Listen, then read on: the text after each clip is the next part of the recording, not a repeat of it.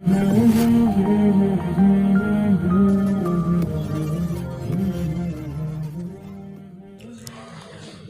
باللہ من الشیطان الرجیم بسم اللہ الرحمن الرحیم وَيَسْأَلُونَكَ عَنْ ذِي الْقَرْنَيْنِ قُلْ سَأَتْلُو عَلَيْكُمْ مِنْهُ ذِكْرًا۔ یہاں سے وہ تیسرا واقعہ شروع ہو رہا ہے۔ وہ میں نے شروع میں عرض کیا تھا جب سورہ کہف شروع ہوئی تھی کہ مشرکین مکہ نے کچھ آدمی بھیجے تھے مدینہ منورہ کے یہودیوں کے پاس جو اہل کتاب تھے، آسمانی کتاب کا علم رکھتے تھے۔ کہا کوئی ایسا سوال بتاؤ کہ اس شخص سے ہم پوچھیں جسے پتہ چلے کہ واقعی نبی ہے یا نہیں۔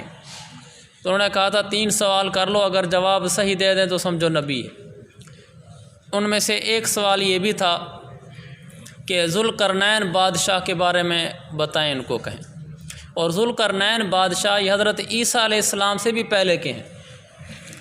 تو انہوں نے یہ سوال حضور علیہ السلام سے کیا، تو اللہ کے نبی نے پھر ان کو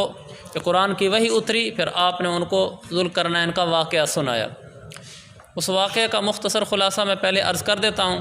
پھر انشاءاللہ ہم آیات پڑھتے جائیں گے اور ترجمہ کرتے جائیں گے تاکہ سمجھنا آسان ہو۔ سب سے پہلے تو یہ واضح ہے کہ یہ ذوالقرنین وہ نہیں ہے جو ہم تاریخ کی کتابوں میں پڑھتے ہیں نا، ذوالقرنین سکندر ذوالقرنین، یہ وہ نہیں ہے۔ اس لیے کہ سکندر ذوالقرنین جس کو سکندر اعظم بھی کہتے ہیں، سکندر ذوالقرنین بھی کہتے ہیں، سکندر یونانی بھی کہتے ہیں، سکندر مقدونی بھی کہتے ہیں، زیادہ ہمارے ہاں مشہور یہ ہے کہ وہ سکندر اعظم کے نام سے کہلایا جاتا ہے۔ وہ جو سکندر اعظم یہ سکندر ذوالقرنین کہلاتا ہے، وہ ذوالقرنین اور ہے، اور قرآن پاک جس ذوالقرنین کا تذکرہ کر رہا ہے یہ اور ہے، یہ واضح ہے۔ اس لیے کہ وہ ذوالقرنین تو کافر تھا، کافر بھی تھا، ظالم بھی تھا، اور یہ اس کے برعکس مومن تھا اور رحم دل اور انصاف پرست تھا، لہذا یہ مغالطہ نہ ہو۔ تو ذوالقرنین کے بارے میں انہوں نے آ کر پوچھا تھا، تو اللہ کے نبی نے کہا میں سناتا ہوں آپ کو قصہ ذوالقرنین کا۔ جو قرآن نے بیان کیا اس کا خلاصہ یہ ہے کہ وہ ایک بادشاہ تھا، اللہ تعالیٰ نے اس کو بہت زیادہ وسائل دیے تھے، یعنی مال و دولت دیا تھا۔ تو اس نے ایک دفعہ سفر کیا مغرب کی انتہا تک، یعنی جہاں تک خشکی ہے، آبادی قائم ہے۔ وہ پہنچتے پہنچتے مغرب کے آخری کونے میں پہنچ گیا کہ اس سے آگے سمندر تھا، کوئی آگے خشکی نہیں تھی، آبادی کا نام و نشان نہیں تھا، اور سمندر بھی کچھ سیاہ رنگ کا تھا۔ جب وہاں گیا تو دیکھا وہاں ایک قوم آباد ہے، کافر لوگ تھے۔ تو اس ذوالقرنین نے اس علاقے کو فتح کیا، اور اس سے آگے کوئی آبادی نہیں تھی۔ تو چونکہ دور تک کالا پانی ہی پانی نظر آتا تھا، تو جب سورج غروب ہوتا تھا تو ایسے لگتا تھا کہ جیسے سورج کسی سیاہ دلدل کے اندر دھنس رہا ہو۔ یہ نقشہ چونکہ قرآن نے کھینچا ہے اس لیے میں عرض کرنا چاہ رہا تھا۔ اس کی وجہ یہ ہے کہ جیسے کبھی اگر آپ کو بھی موقع ملے ایک لمبا چٹیل میدان ہو، یعنی آپ ایسی جگہ صحرا میں چلے جائیں کہ آپ کے آگے تعمیرات نہ ہوں، درخت نہ ہوں، وہاں بھی اگر سورج غروب ہونے لگے نا تو ہمیں ایسے لگے گا جیسے زمین کے اندر دھانس رہا ہو، کیونکہ آگے جگہ کوئی نہیں نا۔ اس سے آسان مثال دوں، پہاڑی علاقوں میں جائیں نا تو آپ جب پہاڑی علاقے میں کھڑے ہوں اور سورج غروب ہونے لگے تو ایسے لگتا ہے جیسے اس پہاڑ کے پیچھے چھپ رہا ہو، محسوس ایسے ہو رہا ہوتا ہے۔ تو وہ چونکہ آگے سمندر ہی سمندر تھا اور سمندر بھی کچھ سیاہ رنگ کا تھا، تو جب سمندر میں وہ سورج غروب ہوتا محسوس ہوتا تھا تو ایسے لگتا تھا جیسے اسی سیاہ دلدل کے اندر دھنس رہا ہو، ورنہ وہ اپنے فطری طریقے پر غروب ہو رہا ہوتا تھا۔ تو وہ لوگ کافر تھے، علاقے فتح کر لیا۔ تو اس کے بعد حضرت ذوالقرنین نے ان لوگوں کو دعوت دی کہ جو لوگ مذہب دین اللہ کا جو دین اس وقت تھا اس کو قبول کر لیں گے وہ لوگ ہمارے لیے ہمارے اپنے ہوں گے، ہم ان کے ساتھ اچھے رویوں سے پیش آئیں گے، اور جو لوگ اسلام کو مذہب کو قبول نہیں کریں گے ان کو پھر ہم سخت سزا دیں گے، اور آخرت میں بھی اللہ ان کو سزا دے گا۔ تو وہاں سے پھر یہ واپس آ گئے، یعنی آخری علاقے کو فتح کر کے پھر انہوں نے سفر کیا مشرق کے اینڈ تک، آخری کونے تک چلے گئے۔ جب یہ مشرق کے آخر میں گئے تو وہاں ایک کھلا میدان تھا، یہاں تری تھی یعنی ادھر بحری علاقہ تھا، اور ادھر آخر میں جب پہنچے تو بری علاقہ تھا، یعنی خشکی تھی اور میدانی علاقہ تھا۔ تو وہاں جو لوگ رہتے تھے وہ ایک عجیب ہی قسم کے لوگ تھے، یعنی ان کے ہاں خیمے بنانے کا، کمرے بنانے کا رواج ہی نہیں تھا، چھت تک بھی نہیں ہوتی تھی، اور وہاں وہ اپنی ایک زندگی گزار رہے تھے۔ تو یہ آخری کونا تھا جہاں حضرت ذوالقرنین پہنچے۔ ان لوگوں کو بھی حضرت ذوالقرنین نے مذہب کی دعوت دی تو آخری کونے سے پھر واپس آئے۔ جب واپس آئے تو پھر ایک تیسری سمت کی طرف انہوں نے سفر کیا۔ تیسری سمت کا قرآن نے تو ذکر نہیں کیا کہ وہ سمت کون تھی، مغرب اور مشرق کا تو قرآن ذکر کرتا ہے، لیکن تیسری سمت کا قرآن اتنا بتاتا ہے کہ اس ایک اور طرف کو انہوں نے سفر کیا، لیکن وہ طرف کون تھی اس کو مفسرین نے لکھا ہے کہ وہ شمال کی سائڈ تھی۔ پھر آپ شمال کی طرف گئے، شمال میں پہنچتے پہنچتے آپ ایک ایسے علاقے میں پہنچے کہ جہاں ایک عجیب سی قوم رہتی تھی اور وہ دو پہاڑوں کے درمیان گھری ہوئی تھی، یعنی یہ ایک پہاڑ یوں جا رہا ہے، ایک پہاڑ، یعنی آپ ادھر سے یوں جا رہے ہیں نا سفر کرتے کرتے، ایک ایسے علاقے میں جا کر پہنچے جہاں کچھ لوگ رہتے تھے جن کے دائیں بائیں پہاڑ تھے، اور وہ پہاڑ آپس میں ملتے تھے تو درمیان میں تھوڑی سی جگہ بچتی تھی جس کو ہم درہ کہتے ہیں، یعنی خالی جگہ، گیٹ قسم کا سمجھ لیں۔ اس پہاڑ کے پیچھے ایک وحشی قسم کی قوم رہتی تھی جس کو یاجوج ماجوج کہا جاتا ہے۔ تو جب یہ حضرت ذوالقرنین وہاں پہنچے، یعنی دو پہاڑوں کے درمیان والی قوم سے جا کر ملے، تو ان لوگوں نے کہا جی اللہ نے آپ کو بڑے وسائل دیے ہیں اور آپ کو بڑے اللہ نے اختیارات دیے ہیں، مال دیا ہے، تو آپ ہماری مدد کریں۔ یہ جو دو پہاڑوں کے درمیان ایک جگہ ہے، یہاں سے ایک پیچھے وحشی قوم رہتی ہے، وہ آتی ہے سال میں کبھی کبھار، ان کی تعداد زیادہ ہوتی ہے، طاقت میں زیادہ ہوتے ہیں، وہ آتے ہیں تہس نہس کر دیتے ہیں پورے علاقے کو، ساری چیزیں کھا جاتے ہیں، چٹ کر جاتے ہیں اور بندے ہمارے مار جاتے ہیں، اور ہمارے اندر طاقت نہیں ہم ان سے مقابلہ کر سکیں، تو اب ہمارے ساتھ یہ تعاون کریں کہ وہاں ایک دیوار بنا دیں اور ہم آپ کو پیسے بھی دیتے ہیں۔ اس کا قرآن نے بھی تذکرہ کیا، تو حضرت ذوالقرنین نے کہا نہیں مجھے پیسوں کی ضرورت نہیں ہے، ہاں مجھے افرادی قوت چاہیے، تو مجھے افراد دو، مال میں لگاتا ہوں، میں تمہارے ساتھ ہی ہمدردی کرتا ہوں، تو میں دیوار بنا دیتا ہوں تاکہ وہ نہ آ سکیں۔ پھر انہوں نے حضرت ذوالقرنین نے پہلے کہا کہ لوہے کی بڑی بڑی چادریں لاؤ، لوہے کی چادریں لائے گی، تو جو درمیان میں درہ خالی جگہ تھی انہوں نے وہاں وہ ایسے چادریں، یہ چادر پھر پیچھے لوہے کی چادر، پھر پیچھے لوہے کی چادر، ایسے چادریں کھڑی کر دی۔ چادریں کھڑی کرنے کے بعد کہا کہ اب اس میں آگ ڈالو، آگ ڈالی تو وہ جو لوہے کی چادریں تھیں وہ تپ گئی، سرخ ہو گئی، جب سرخ ہو گئی تو درمیان میں تھوڑی تھوڑی خالی جگہ تھی، اب کہا کہ اب اس کے اندر سیسہ ڈالو پگھلا ہوا، اب جو اس میں سیسہ ڈالا اور ادھر سے وہ آگ سے تپ گئے تھے اور درمیان میں سیسہ ڈال کے چھوڑ دیا تو وہ سیسہ پلائی ہوئی دیوار بن گئی، وہ تو انتہائی مضبوط، آج کی کنکریٹ بھی اس کے سامنے کچھ نہیں ہے۔ انہوں نے اس دیوار کو اتنا اونچا کر دیا کہ اس پہ چڑھ نہیں سکتے، اور اس کو سلپری بنایا کہ اگر کوئی ویسے بھی چھلانگ لگا کے چڑھنے کی کوشش کرے تو سلپ ہو جائے، تو انہوں نے بڑی دیوار بنا کے چھوڑ دی اور ان کو کہا کہ انشاءاللہ اب یہ اوپر نہیں چڑھ سکتے، آپ کو کوئی نقصان نہیں پہنچائیں گے۔ پھر یہ بھی کہا کہ یہ سب میرے رب کی رحمت ہے، میرے رب کا فضل ہے کہ اس نے مجھ سے یہ کام کرایا۔ وہ دیوار بنا کر وہاں سے واپس آ گئے اور یاجوج ماجوج پیچھے رہ گئے، اب ان کے پاس آنے کا کوئی راستہ نہیں رہا،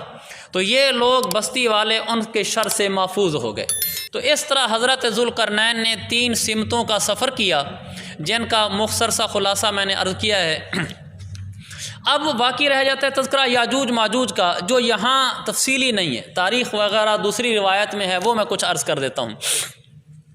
جو پیچھے قوم تھی یاجوج ماجوج، قرآن میں یاجوج ماجوج کا تذکرہ تو ہے، یہاں بھی ہے، اور سورۃ الانبیاء 17ویں پارے میں بھی ہے کہ اذا فتحت یاجوج و ماجوج، کہ ایک وقت ایسا آئے گا کہ یاجوج ماجوج آئیں گے، یہ قیامت کے قریب کا وقت ہے، اور وہ ساری دنیا میں فساد اور دنگا فساد مچا دیں گے۔ اس کے پیچھے کیا کہانی ہے کہ یاجوج ماجوج اب پیچھے بند ہیں، اب وہ وہاں سے یا دنیا میں آ نہیں سکتے۔ جو تاریخ کی کتابوں میں لکھا ہے وہ یہ ہے کہ وہ ہر روز آتے ہیں اور دیوار کو توڑنے کی کوشش کرتے ہیں، اب دیوار توڑتے توڑتے وہ قریب پہنچ جاتے ہیں کہ دیوار ٹوٹ جائے، تو ان میں سے جو بڑا ہوتا ہے وہ کہتا ہے کہ باقی کل توڑیں گے، وہ واپس چلے جاتے ہیں، جب اگلے دن آتے ہیں تو پھر پوری دیوار تیار کھڑی ہوئی، بڑے حیران ہوتے ہیں کہ کل دیوار بنا توڑ کر گئے تھے، تھوڑی سی بچی ہوئی تھی، آج پھر دیوار ہے، پھر شروع ہو جاتے ہیں، پھر وہ شام تک توڑ کے ایک حد تک پہنچتے ہیں تو کچھ دیوار باقی رہ جاتی ہے، تو ان کا سردار کہتا ہے آج واپس چلو، شام ہوگی، کل توڑیں گے۔ وہ ایسے ہی کہہ رہے ہیں ایک مدت سے، جب عیسیٰ علیہ السلام ادھر آ جائیں گے دنیا میں، ابھی بہت دیر ہے، تو پھر اس وقت جب ادھر وہ دیوار توڑ رہے ہوں گے تو شام کا وقت ہوگا، ان کا سردار کہے گا چلو واپس چلتے ہیں، انشاءاللہ کل آ کر توڑیں گے۔ بس جب انشاءاللہ کہیں گے نا تو اگلے دن آئیں گے، دیوار اتنی ہی کھڑی ہوگی جتنی چھوڑ کے گئے تھے، اب اس کو جو توڑیں گے تو اوپر سے کود پڑیں گے۔ وَمِن كُلِّ حَدَبٍ يَنْسِلُونَ، قرآن میں آتا ہے ہر اونچی جگہ سے وہ نیچے ایسے آ رہے ہوں گے، تعداد کے بیش بہا طاقت کے بیش بہا کوئی وہ عجیب سی مخلوق ہے۔ روایت میں آتا ہے کہ جب حضرت عیسیٰ علیہ السلام کے زمانے میں وہ دیوار توڑ کر اندر داخل ہوں گے دنیا کی طرف جہاں یہ آبادیاں ہیں، جب یہ آئیں گے تو وہ ہر چیز کو فنا کر جائیں گے۔ جس سبزی کے پاس سے گزریں گے، پھل کے پاس سے گزریں گے، پورا درخت چٹ، جس دریا کے پاس سے گزریں گے پورا دریا چٹ، دریا خشک کر دیں گے، ایسا فساد مچا دیں گے پوری دنیا میں۔ تو لوگ حضرت عیسیٰ علیہ السلام کے پاس جائیں گے کہ ایسی وحشی قوم آئی ہے جو تباہی پھیری جا رہی ہے۔ تو پھر حضرت عیسیٰ علیہ السلام اللہ سے دعا کریں گے کہ یا اللہ ان کو ہلاک فرما۔ اس کے بعد ایک وبائی مرض پھوٹے گا جو انہی کے اندر پھوٹے گا، چھوٹی چھوٹی گلٹیاں ہوں گی، وہ ان کے جسم کے مختلف حصوں پر نمودار ہوں گی۔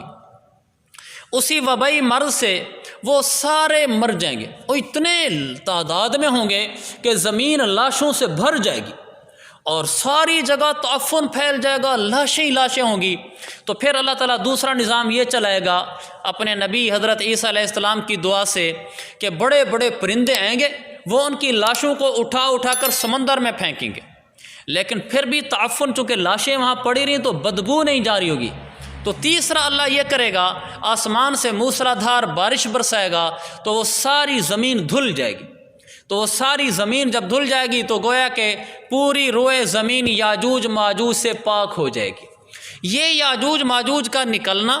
اور پھر یہاں ظاہر ہونا، پھر آ کر تباہی مچانا، یہ خود علامات قیامت میں سے ایک بڑی علامت ہے۔ یعنی جب یہ ظاہر بھی ہو جائے گی تو اس کے بعد پھر قیامت بالکل قریب آ چکی ہوگی۔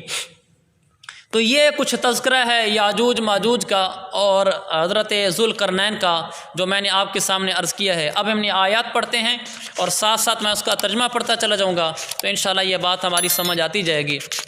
آخر میں اس واقعے سے اور قصے سے ہمیں کیا عملی پیغامات ملتے ہیں انشاءاللہ وہ بھی عرض کروں گا۔ وَيَسْأَلُونَكَ عَنْ ذِي الْقَرْنَيْنِ، اس کو یسألو پڑھنا ہے کیونکہ حمزہ لکھا ہوا ہے۔ قُلْ سَأَتْلُو علیکم منہ ذکرا انا مکننا لہ فی الارض وآتیناہ من کل شیء سببا فاتبع سببا حتی اذا بلغ مغرب الشمس وجدها تغرب فی عین حمیئۃ ووجد عندها قوما قلنا یا ذا القرنین اما ان تعذب و اما ان تتخذ فیہم حسنا قال اما من ظلم فسوف نعذبه ثم يرد الى ربه فيعذبه عذابا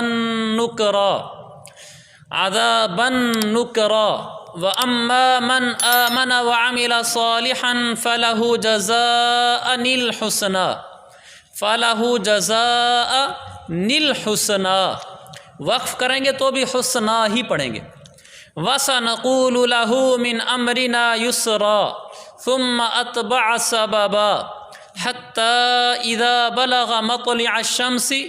وَجَدَهَا تَطْلُعُ عَلَى قَوْمٍ لَّمْ میم کے نیچے دو زیر ہوں اور آگے لام پر شد ہو تو اس کو مل پڑھتے ہیں۔ پھر عَلَى قَوْمٍ لَّمْ نَجْعَلْ لَهُمْ، یہاں بھی ایک دفعہ لام پڑھیں گے، یعنی جو نجعل کی لام ہے یہ ختم ہو جائے گی۔ نجعل لَهُم مِّن دُونِهَا سِتْرًا، اور ملا کر پڑھیں گے تو سِتْرًا كَذَلِكَ، چونکہ كَذَلِكَ پر رکنا ہے تو اس کے دوسرے کاف پر جزم ہے گی۔ وَقَدْ أَحَطْنَا بِمَا لَدَيْهِ خُبْرًا ثم أتبع سببا حتى إذا بلغ بين السدين وجد من دونهما قوما، چونکہ درمیان میں لام الف لا ہے اب اس کو ہم نے ملانا ہے، قوم لا يكادون يفقهون قولا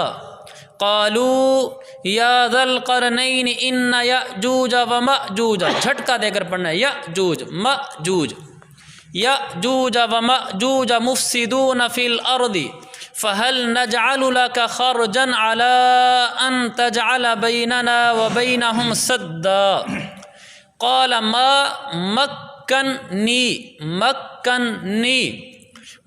مکنی فیہ ربی خیر فأعینونی حمزہ بھی پڑھنی ہے، عین بھی پڑھنی ہے۔ فَأَعِينُونِي بِقُوَّةٍ أَجْعَلْ بَيْنَكُمْ وَبَيْنَهُمْ رَدْمًا۔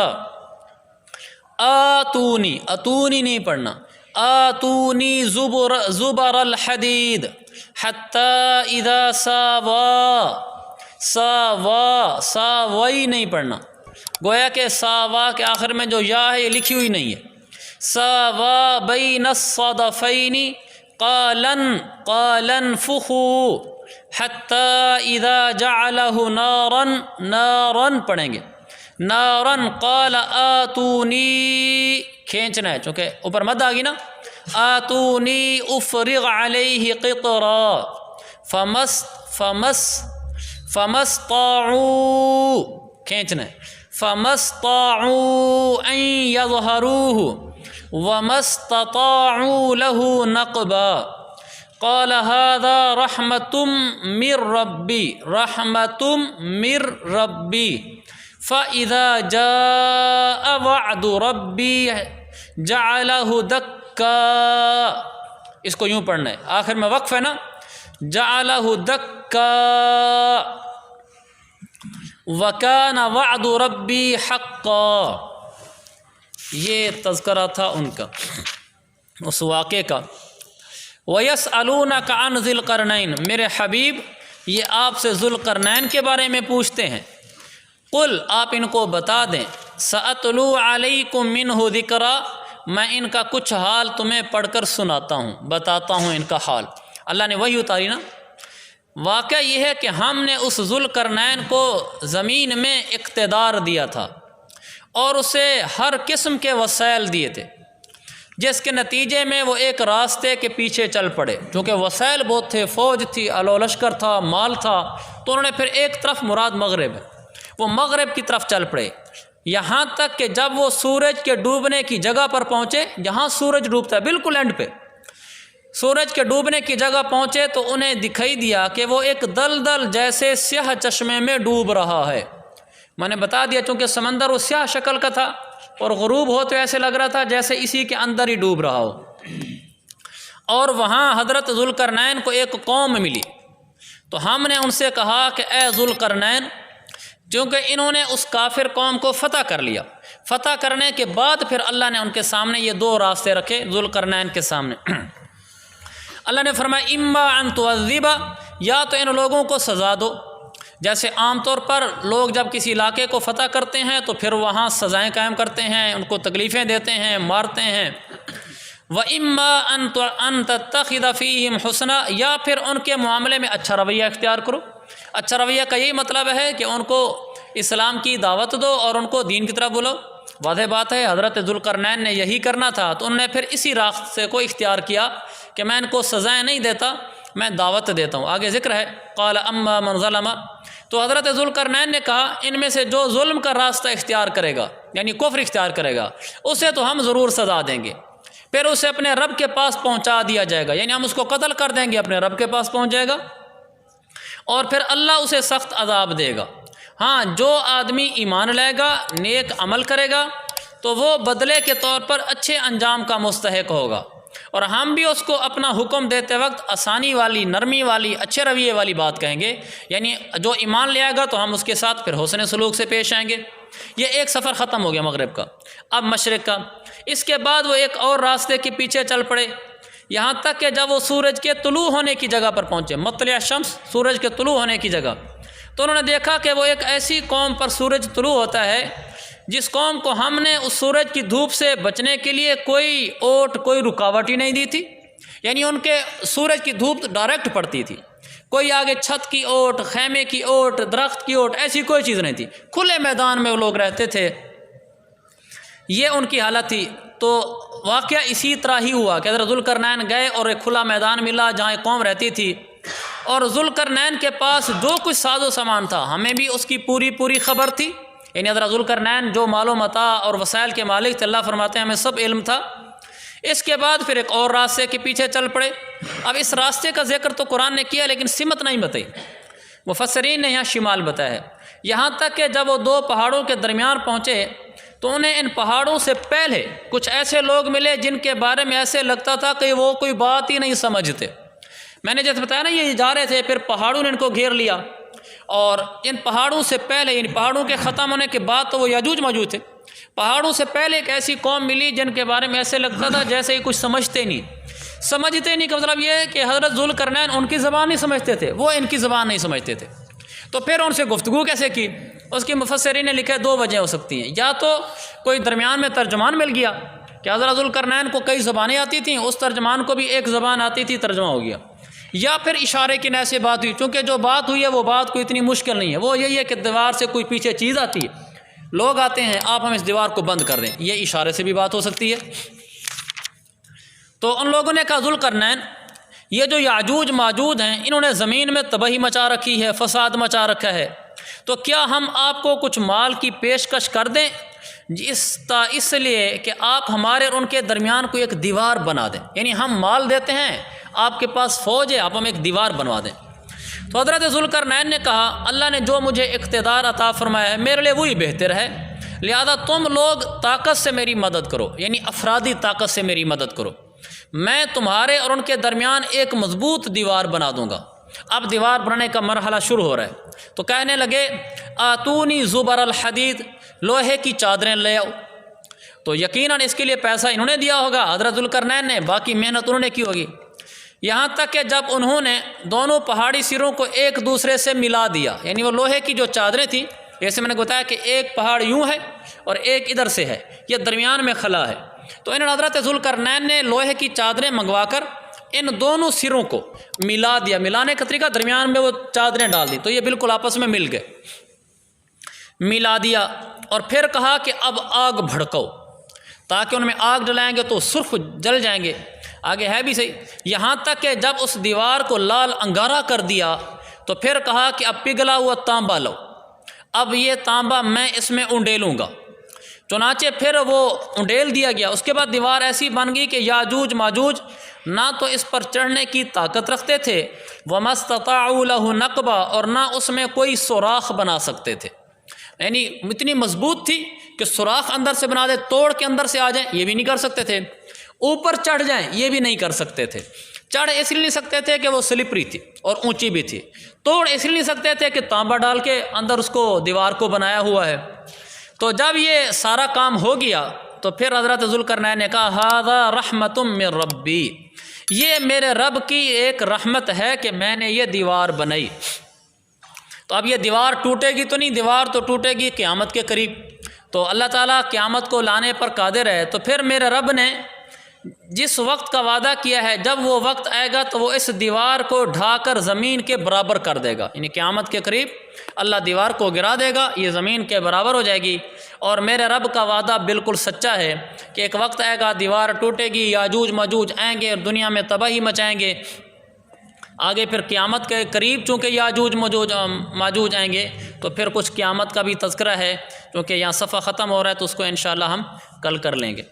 یہاں کچھ 1-2 باتیں ہیں جو ہمارے سبق سے متعلقہ ہیں، وہ یہ ہے کہ حضرت ذوالقرنین کو اللہ تعالیٰ نے مال عطا فرمایا تھا،